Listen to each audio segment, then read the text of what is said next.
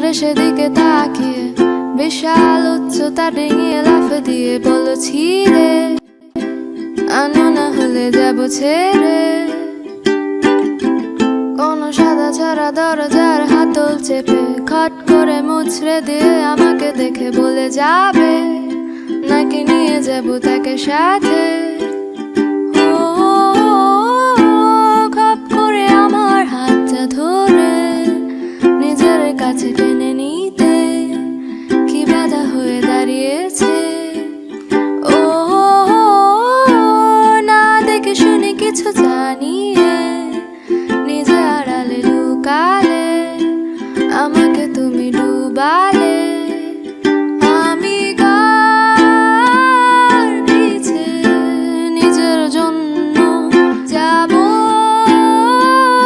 কেটে। তোকে বলেছে যে দেখে অন্যের জন্য মোমবাতি পানিতে না দিয়ে শুকাতে।